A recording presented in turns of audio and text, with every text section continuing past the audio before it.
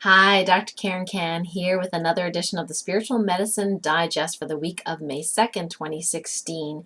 I have one word for you. It is the trapped emotion of bitterness. We have been releasing bitterness, bitterness, bitterness all week long. Lots of inherited bitterness. This is just what wants to release. It is the spring now, although officially there's still snow on the ground here in Lake Placid, but it's spring.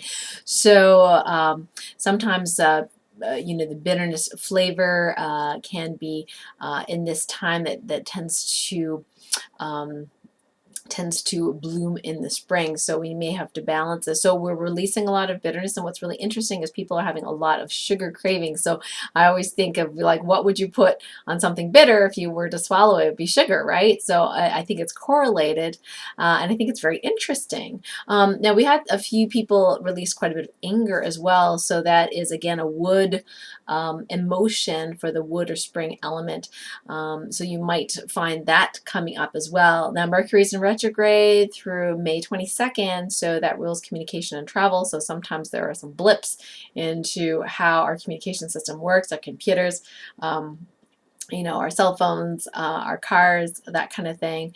And it doesn't necessarily have to be a negative thing, but what it does do is it does kind of force us to slow down sometimes and rearrange our priorities. And this came very, very importantly for me this week, is really feeling like, wow, I think maybe I overextended myself, and I like to say yes all the time. I like to take advantage of opportunities. I love to help people, but sometimes I just need to say no, and just learning how to say no, and cutting those energetic cords that no longer serve me. And it's tough because sometimes, and I'm sure you understand, sometimes it's like, this friend hasn't communicated or contacted for a long time. They seem to have left the face of the planet, and you kind of feel that loss, right? Like that loss of that relationship. But at the same time, it's not like they die necessarily. Sometimes they do, but sometimes it's just like you're in a different place. You're growing. Sometimes we need to, instead of relying on other people for feedback, sometimes we just have to understand that we can rely on ourselves and our higher guidance. And so sometimes these separations occur, and it's not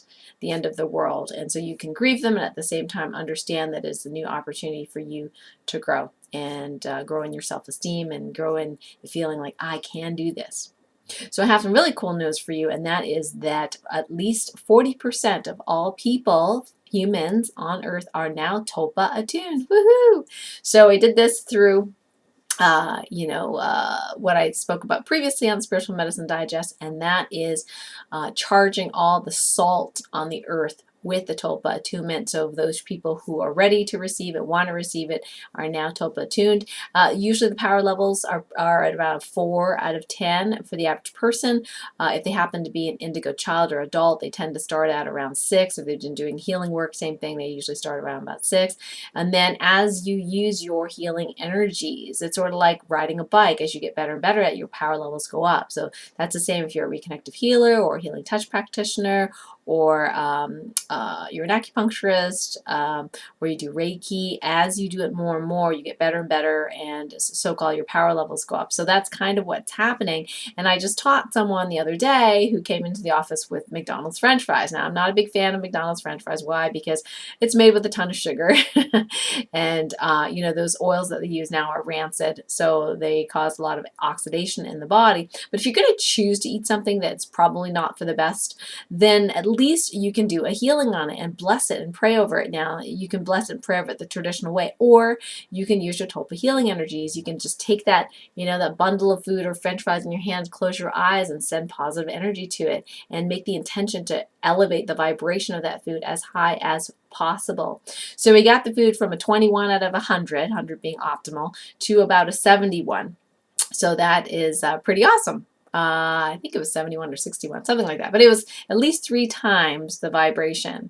So now there are certain foods, no matter how much you charge them, your body's just going to go, you're not eating that. And I'm going to tell you, give you some negative feedback. that you're not supposed to be eating this right now. I know for me that sometimes I may have a reaction to food, and it's because I'm feeling, being an empath, feeling all these different layers attached to the food, either in this century or other centuries, curses, energy cords, that kind of thing. And so I can feel that in my body, and until I clear those things, I have reactions to food. But that's me, and I'm super sensitive. So if you're an empath, think about that. You may want to muscle test if there's something that is not apparent that you are reacting to the food besides the food itself. You know, is there a negative energy cord? Is there a saboteur in there? Is there a curse on it? You know, that kind of thing.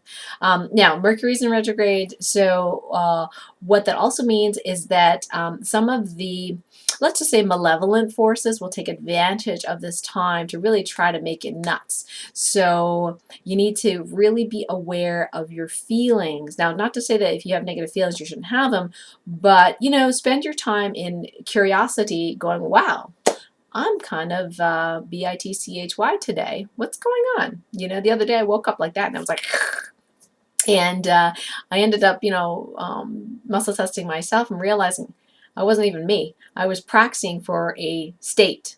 Yeah, in the USA, a state. I have no idea what was going on in that state. I didn't ask. I just did a healing, and then I stopped practicing for that state, and then I was better. I wasn't that, you know, I wasn't so harsh after that. So our empathy is increasing as a species. Our DNA is being activated, whether you like it or not. It's happening. And so you are going to be able to feel other stuff, and we need to learn how to shore up our boundaries when we don't want to feel other stuff, or we're not supposed to be feeling other people's stuff or other things.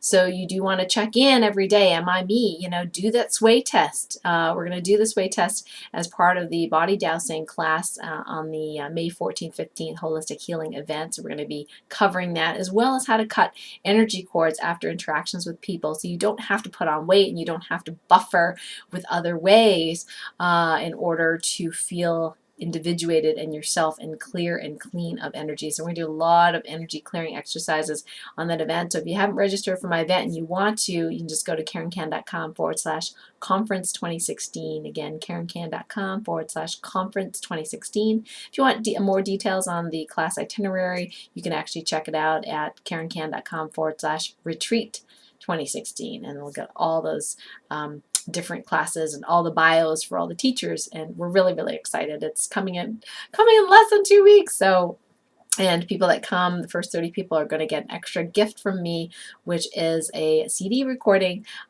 which is going to have some special healing clearing music on it. So when you play it, it'll automatically start clearing you in your space. How cool is that? All right, so be patient with yourself.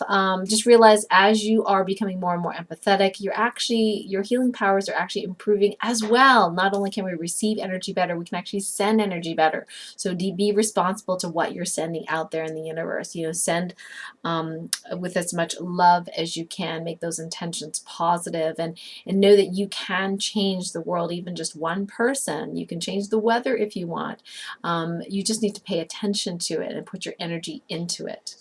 So have a wonderful week. Love you all. I look forward to speaking with you next week as we get closer, and happy Mother's Day to all your mothers out there. Bye for now.